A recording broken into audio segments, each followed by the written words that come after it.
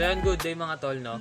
Ngayong araw nga pala gagawa ulit ako ng tutorial kung paano mag-apply kay Foodpanda ng libre lang. Kung napanood nyo yung last video ko, meron din akong may tutorial din ako na ginawa doon kung paano mag-apply kay Foodpanda. Maraming nag-comment doon na nag-error daw yung kada isa-submit nila, nag-error, ganyan. So tinesting ko mga tol kung nag-error nga ba. Oo, nag-error talaga siya. May times na nag-error. Siguro sa apps na rin ni Foodpanda yun or kay Foodpanda na rin mismo. So sobrang dami siguro nag-a-apply kaya siguro nagaganon. Ngayon, may tinesting akong isang paraan kung paano nga ba mag-apply kay Foodpanda nang hindi nag-error. So yun, ano pa hinihintay natin, tuturo ko na sa inyo. Let's go. Bago nga pala ako mag-start mga tol, ito yung mga list ng mga na-approve na kay Foodpanda. Yan, nasa screen. Ayan yung mga tawag dito, meron ng accounts tapos hindi pa nila binabiyahe yung account nila. Sayang naman kasi kailangan nilang ibiyahe yan para ma-activate. Ngayon, kung hindi nila may ibabiyahe yan, parang ma-offboard yan, mawawala. Sayang lang yung pagod nilang pag-apply, di ba? Sayang naman. So yun, proceed na tayo kung paano nga ba mag-apply. So, ayan, lalagay ko sa description ulit yung link nitong i-paste ko dito sa browser. Ngayon, kung hindi nyo pa rin siya makopy, i-type nyo na lang siya ng manual yan. I-type nyo yan 2.foodpanda.com/a/ tapos yung reference number na yan. I-type nyo na lang siya ng manual dyan sa browser. Kasi minsan nga daw, hindi daw nakaka-copy yung link. Yan, ganyan na lang gawin yung diskarte mga tol. So, yan. Go natin. So, yan, pag nagawa nyo na, papunta tayo dito sa portal na to. Sa portal ng Foodpanda.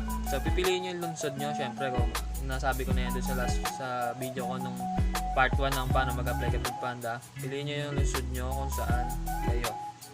Piliin ko Cavite. Bisikleta, piliin nyo kung anong sasakyan nyo, kung may motor kayo. Ayan. For example, yan. Gagamit ako ng pangalan ng tropa ko.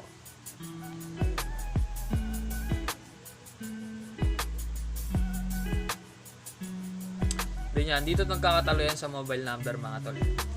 So gagamit ako ng mobile number na gamit na.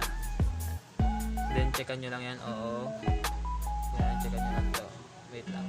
Lag ng cellphone ko. Yan, checkan nyo lang. Yan, gamit na yung mobile number na yan. Then try natin yung submit. Tingnan natin kung ano lalabas. Oh, yan, di ba? Nagkaroon ng error sa paglikha ng application. So, ibig sabihin, nasa mobile number yung problema. Kaya nga suggest ko sa inyo mga tol, gamit kayo ng manghiram or gumamit kayo ng ibang SIM card number para sa pag-apply. So, ito tatry ko naman yung SIM card na hindi pa gamit.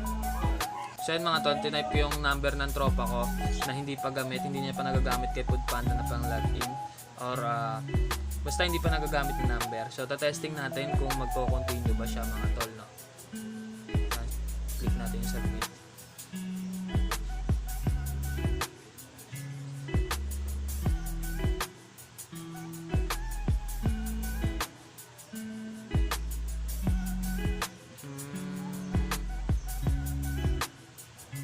Boom!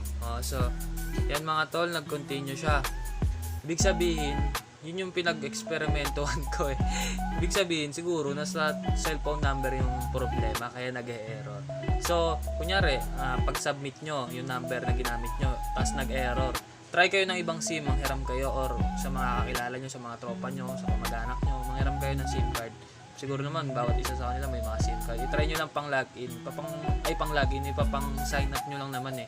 Kasi yung phone number na yun, dun magte-text yung si Foodpanda kung tanggap ka na ba, tsaka dun ite-text yung account mo. So yun mga tol, yan, start. Yun lang yung napag-eksperimentuhan ko.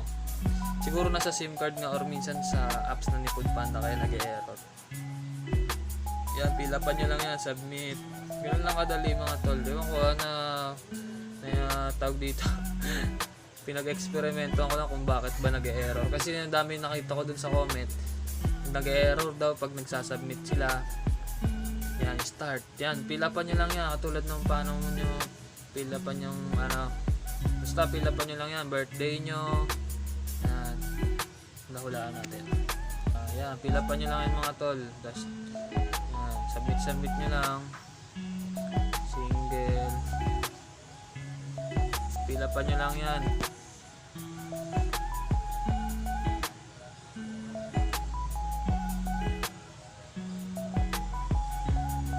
Then yan, alternate phone, dito SIM is not valid. Yan ba sinabi? Hindi pwede yung dito SIM, kaya huwag kayo gamit ng dito SIM. Yan, personal picture, upload ka lang kayo ng selfie nyo. Yan, pangalan ng emergency contact person, kaya kamag-anak nyo, lagay nyo dyan. Then dito sa tax identification number or TIN ID, diba? Marami nag-comment dyan na wala pa daw silang ID, yung mismong form pa lang daw yung meron sila. So baka meron dun yung number lang nung TIN ID nyo. Lagay nyo dun, lagay nyo dito, i-fill up nyo dyan. Then dito naman sa upload other valid ID mga tol, i-upload nyo dyan kung meron pa kayong extra ang valid ID, kung nangyari PhilHealth, TIN ID, or kahit ano pang valid ID nyo, i-upload nyo dyan mga tol. Hindi ko alam kung anong valid ID yung pwede, basta basta yung mga valid ID na alam nyo, yun yun, i-upload nyo dyan mga tol sa upload other valid ID. Ilagay nyo na lang yung date ngayon, tas 2023 yan, March yan. Ganyan lang ginagawa ko. Then dito naman sa vehicle type, pili kayo kung motorbike ba o bicycle, o kung trip nyo walker, lalakarin nyo habang nag-deliver kayo. No, diba? Kung anong trip nyo, kung anong gusto nyo, yan, piliin nyo lang. Bicycle pa lang, motorbike tuloy. Yan. Then selfie with vehicle for motorbike. Then dito naman kunyari, bicycle pinili nyo, picture nyo lang yung bike nyo, then i-upload nyo dyan. Ngayon, kung motorbike or motor ang pinili nyo, selfie lang kayo sa motor nyo or picture nyo yung motor nyo, yun, i-upload nyo dyan. Then dito naman, ikaw ba ay vaccinated laban sa COVID-19? Piliin nyo fully vaccinated, then upload vaccination certificate. I-upload nyo dyan yung vaccine card nyo, kaya sinasabi ko kailangan yan. At ito pa nga pala mga tol, ihabol ko sa inyo, bakit walang NBI pero nakasulat doon kailangan ng NBI or police clearance. Isasubmit nyo yung NBI or police clearance nyo mga tol kapag nag-text na ulit si Food Panda na malapit na kayo ma-approve. May bibigay yung link sa inyo, then i-click nyo yun, link na yun, mapupunta kayo sa portal kung saan i-upload yung NBI or police clearance nyo. Make sure na hindi siya expired kasi yun yung pinaka-importante. Then yan, click nyo na yung start.